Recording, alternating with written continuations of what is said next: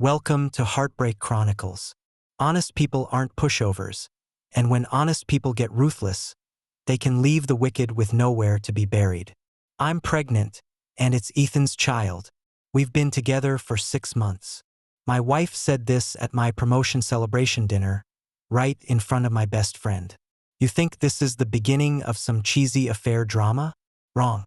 This is just the prelude to an elaborately designed conspiracy. When I sent Ethan a photo via AirDrop under the table, this so-called lover instantly went pale, his hands shaking like a sieve, because he knew that the real hunter was never the wife and the mistress, but the honest man who had been overlooked by everyone. My name is Marcus Chen, 35 years old, software engineer. Do you know what a data security expert is? Someone who can find the truth from chat records you thought you deleted. That day was my promotion day, from senior engineer to technical manager. Elena, my wife, insisted on hosting a celebration dinner at home. Just the 3 of us, she said. You, me, and Ethan. Ethan, a personal trainer manager at the gym, our college roommate, my most trusted friend. Looking back now, their performance was laughably pathetic. At 7 p.m., Ethan walked in with red wine, and Elena wore a red dress I'd never seen before. I later checked, this dress cost $3,000. My wife only made $2,000 a month. Where did she get the money for such expensive clothes? But back then, I was still playing the role of the good husband. Halfway through dinner, Elena suddenly put down her chopsticks. I have important news to announce. She looked nervous and excited, like a little girl about to reveal a secret. I'm pregnant. I was about to celebrate when she continued. The child is Ethan's.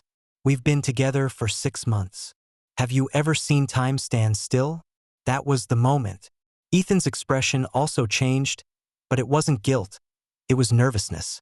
What was he nervous about? Marcus. We originally wanted to find a more suitable time to tell you. A more suitable time? Betraying me on the night of my promotion celebration. This was your suitable time? But I didn't explode, didn't flip the table, didn't rage. I was calm. So calm it surprised even myself, because a data security expert's instinct told me something was wrong. I took out my phone, tapped a few times under the table, and sent Ethan a photo via AirDrop. A photo he thought no one would ever see in his lifetime. The moment he received the photo, Ethan's face changed from nervous to terrified. Pure terror. His hands began to tremble, eyes fixed on his phone screen like he'd seen a ghost. How do you have this? His voice cracked. Then this guy frantically searched his pockets and finally pulled out a document. A vehicle transfer agreement. A used BMW transfer agreement. What's this? Elena looked at Ethan in confusion. I was planning to give this to you today, as a gift for us being together. Ethan's voice was barely above a whisper. A car gift? A trainer making $2,000 a month wanted to give a BMW? Where did the money come from? I stood up and said calmly, Ethan, do you remember the sperm donation informed consent form you signed 2 years ago? This sentence was like a bomb, shattering the silence in the room. Ethan completely collapsed, slumping in his chair. I turned to Elena. So, Elena, whose child is really in your belly? Elena's expression changed from confusion to shock, then to anger. What are you talking about? Of course it's Ethan's. Really? I put my phone on the table.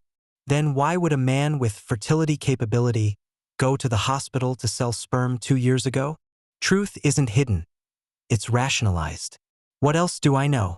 I know you borrowed $30,000 from me back then, saying your family had an emergency. I know you actually went to earn that pitiful nutrition fee. I also know that if this gets out, your high-end fitness coach persona will be completely ruined. The entire room fell dead silent. Elena slowly turned to Ethan. Is this true? Ethan opened his mouth but couldn't say a word. What's more interesting? I continued. Elena, have you calculated the timing? You said you've been together for 6 months, but you're already 3 months pregnant. You hadn't started yet at that time, had you? This was the real fatal blow. Elena's face began to pale. So here's the question. If Ethan donated sperm 2 years ago, If you only got together 6 months ago, then how did this child come about? Ethan suddenly stood up, trying to run to the door. But halfway there, he stopped and turned to look at me. Marcus, I'm begging you.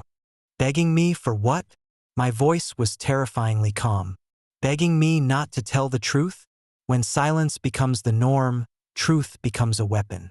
You think betrayal is just about affairs? Too naive.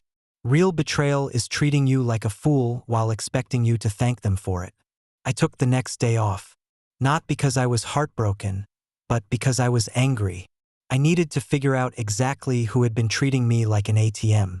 As a data security expert, I knew how to dig up information. Not hacking techniques, but using public information and legal channels. In this world, 90% of secrets are hidden in details you ignore. First, I contacted the city's most ruthless divorce lawyer, Attorney Sarah Chin. She specialized in tearing apart scumbags who thought they were clever. Based on what you've described, Attorney Chan said directly, this isn't adultery, this is fraud. Organized, premeditated property embezzlement. What do I need to do? Collect evidence, all evidence. Let them understand that the law isn't meant to protect clever people, but to punish bad people. I began to act. The first discovery made me want to laugh. Elena's studio finances had problems. Her life aesthetic studio, floriculture, baking, yoga sounded artistic, but was really just a place to scam money from bourgeois women.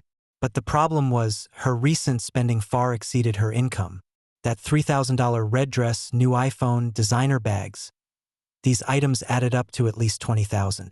How could a small business owner making $2,000 a month afford this lifestyle? I checked her studio's registration information. The landlord was named David Zhao, 42 years old, local real estate developer. More interesting, Elena's rent was ridiculously low, not even half the market rate. Are there free lunches in this world?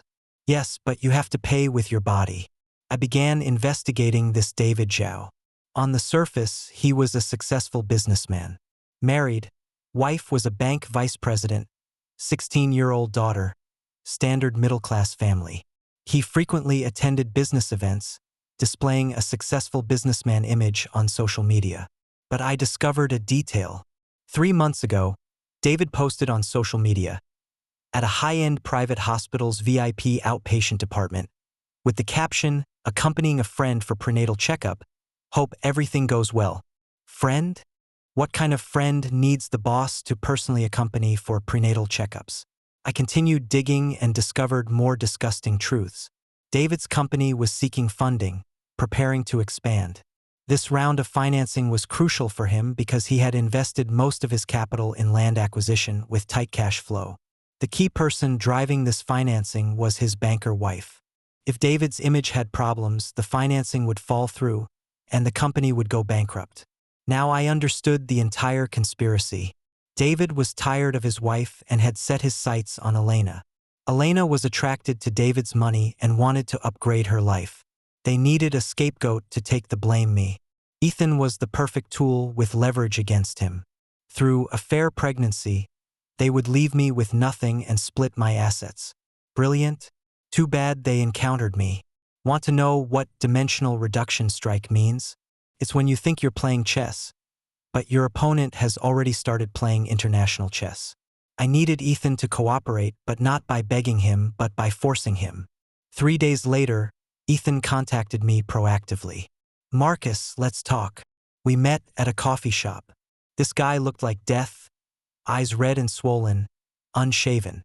Marcus, I know I wronged you, but you can't ruin me. Ruin you? I haven't done anything. You know what that photo means. If it gets out, I'm finished. Then tell me what really happened. Ethan painfully began. 2 years ago, I did donate sperm. My mom was sick and needed money. See how fragile poor people's dignity is. 6 months ago, Elena found me, said she wanted children, but you too had problems in that area.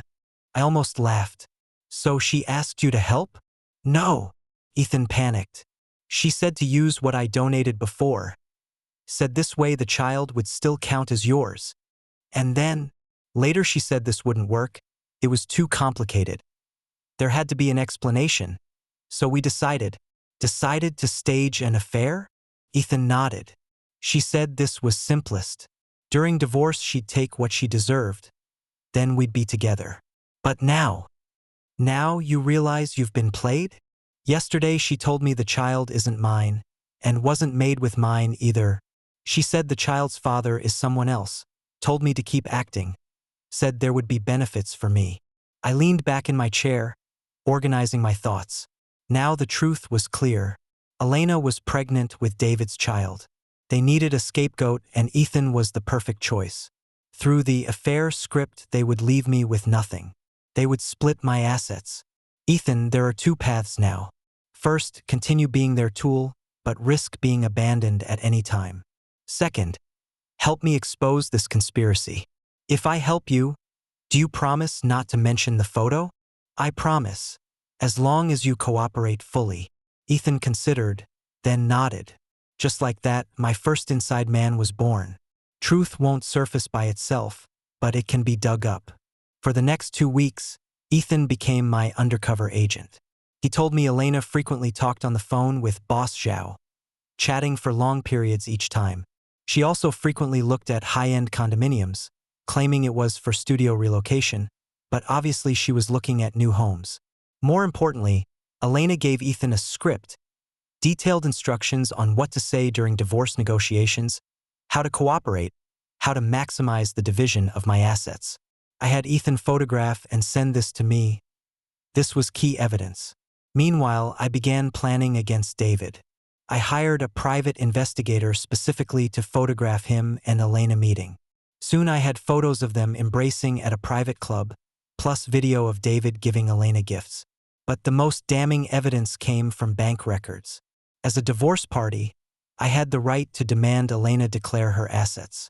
Attorney Chun applied to the court for an investigation order, requiring her to provide all income and expense records for the past year. The results were spectacular. Elena's account had over a dozen transfers in the past 6 months, totaling over $30,000. Transfer notes were vague: consultation fee, service fee, rent subsidy.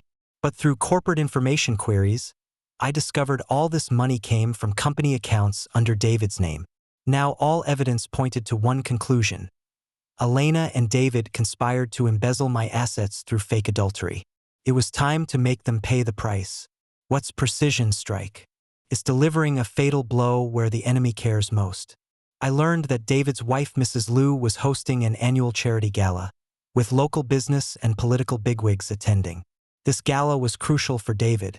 He needed to maintain his image here and advance his financing. I formulated a perfect plan. First, I contacted a business partner, Mr. Zhang, who had been screwed by David. This man lost considerable money 2 years ago due to David's contract fraud and had always wanted revenge. I provided Mr. Zhang with evidence of David's company financial fraud, plus materials about his chaotic personal life. Mr. Zhang was very interested and agreed to cooperate. On the charity gala day, the good show began. Halfway through the gala, while David was on stage giving a speech about family values, Mr. Zhang stood up. "Boss Zhao, I have a question." Mr. Zhang's voice silenced the entire venue. David maintained his composure. "Please speak." Mr. Zhang held up his phone. "What's this?" On the screen were intimate photos of David and Elena at the hospital. The venue began to stir. "Is this lady pregnant with your child? Or is this also considered charity work?" David's face instantly went white. His wife, Mrs. Liu, rushed on stage and grabbed the microphone. "What's going on?" Mr. Zhang continued cooperating. "Mrs. Liu, perhaps you should ask your husband why he's paying for a married woman's prenatal checkups? Why he transferred tens of thousands to her?" The venue completely exploded. Reporters took photos. Guests recorded videos. Whispers filled the air. Mrs. Liu collapsed on the spot, tore off her wedding ring and threw it at David's face. "You liar!" Then she stormed out of the venue. The entire charity gala became a social death scene.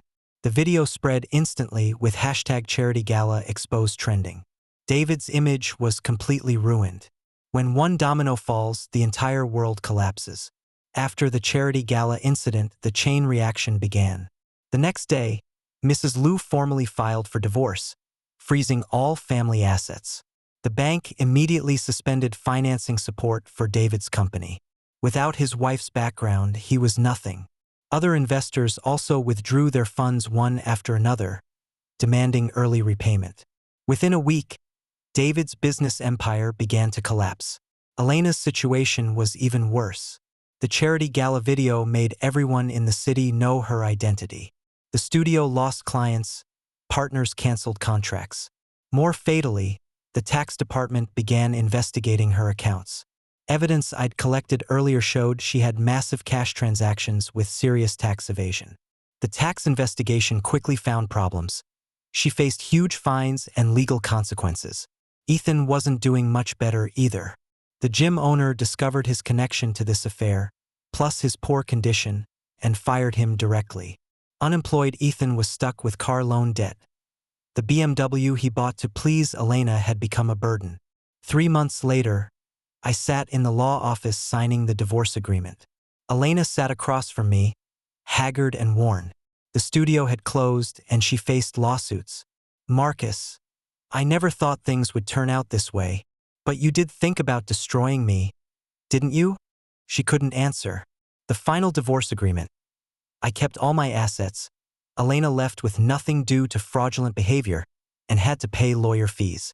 The child's paternity test confirmed. The father was indeed David. David's current situation: company bankrupt, wife divorced, facing multiple lawsuits. Most ironically, he couldn't even afford child support now. Revenge isn't the goal, rebirth is. After leaving the law office, I went to a newly opened coffee shop. Sitting by the window, watching people come and go on the street, I didn't feel the anger or pain I had imagined. Only relief. Relief from not having to maintain false relationships. Relief from not having to believe sweet lies. Relief from not having to play good husband and good friend. My phone rang. A college classmate texted, "Heard you got divorced? Interested in developing in Shenzhen? We need a technical partner." I replied, "We can talk." It was time to start a new life. A month later, I packed up to go to Shenzhen. I didn't sell the house, rented it out first as a backup plan. Before leaving, I went to Ethan's insurance company. This guy wore a cheap suit, sitting in a cubicle selling insurance, looking 10 years older. "Marcus, what are you doing here?" "Going to Shenzhen. Came to say goodbye." He put down the phone and we went to the break room. "Marcus, I know I have no face to ask for forgiveness." "Ethan, I'm not here to listen to your apology." "Then you. I want to tell you I deleted that photo. From my phone, from the cloud, deleted everything. From now on, no one knows about your sperm donation." He was stunned, his eyes reddening. "Why?" "Because we're even. You betrayed me, but you also helped me collect evidence and expose a bigger conspiracy." Ethan kept nodding. "Work well, live well. Our accounts are settled." Walking out of the insurance company, I felt unprecedented lightness. The Shenzhen company has achieved some success. We specialize in corporate data security consulting with clients nationwide. I also have a new girlfriend, also in tech, smart, independent, honest. She knows my past but says it doesn't matter. What matters is who I am now. Sometimes I think back to that Friday night, to the moment Elena announced her pregnancy. What would have happened if I had chosen to shout and scream, flip the table and leave? I might have become a pitted victim, but I would never have known the truth. I might have lost my mind in anger and ultimately been completely defeated. Fortunately, I chose calm, chose to use my brain rather than emotion to solve problems. Facts proved this was the right choice. The price of betrayal wasn't borne by me, but by the betrayers themselves. I just made this price manifest in a more dramatic way. Some say I was too ruthless, too cold-blooded. But I think when you're pushed to the brink, you have the right to fight for yourself. Using wisdom, using rules, using all legal means. This isn't revenge. This is justice. Now, sitting in my Shenzhen office, looking at the skyscrapers outside, I know I did the right thing. I protected myself, punished the wicked, and started a new life. That's enough. As for how Elena, David, and Ethan are doing now, I don't care and don't want to know. Some people, some things should stay in the past forever. I just want to move forward and embrace my future. A future without betrayal, without deception, without falseness. A future I can completely control. This is the price of betrayal. Betrayers lose everything. The betrayed gain rebirth. Fair, reasonable, everyone happy. Except for those who deserve to bear the price. Someone asked if I regret it. Regret what? Regret not continuing to be a sucker? The only thing I regret is not recognizing the truth of human nature sooner. In this world, kindness isn't weakness, honesty isn't stupidity. What's truly terrifying is never the openly vicious villains, but those underestimated honest people. When honest people decide to stop being honest, the rules of the game are completely rewritten. Remember, it's not that you're not ruthless enough, but that you haven't been pushed to the brink yet. When the brink comes, everyone becomes their own hero. Truth isn't hidden, it's rationalized. When silence becomes the norm, truth becomes a weapon. It's not that you don't work hard enough, but that the rules were unfair from the start. Betrayers lose everything. The betrayed gain rebirth. That's the end of today's story. For more captivating tales, hit subscribe and never miss an episode.